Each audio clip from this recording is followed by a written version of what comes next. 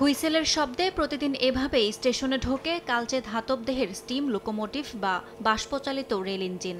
আধুনিক শিল্প প্রযুক্তির যুগেও পুরনো এই স্টিম ইঞ্জিন যেন ইতিহাসের এক জীবন্ত প্রতীক, যেখানে বাষ্পের গর্জনে বেঁচে আছে এক হারিয়ে যাওয়া যুগের স্মৃতি। দ্বিতীয় বিশ্বযুদ্ধ পরবর্তী নির্মিত এই রেলপথ এখনও চালু আছে বসনিয়ার বানোভিচির কয়লা খনিতে। শ্রমিকরা আজও এই পুরানো ইঞ্জিনের ওপরই নির্ভর করে জীবিকা নির্বাহ করেন।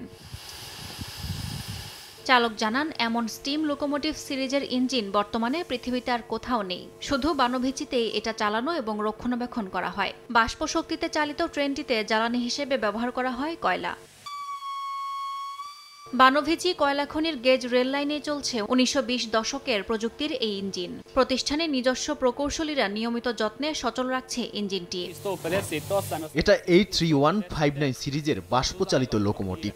সারা পৃথিবীতে কেবল এখানেই সংকীর্ণ গেজ লাইনে ব্যবহার হয়। বহুদিন ধরে ইঞ্জিনটি চলছে, আরও চলবে। এই কাজের আয়ে আমরা পরিবার চালাই।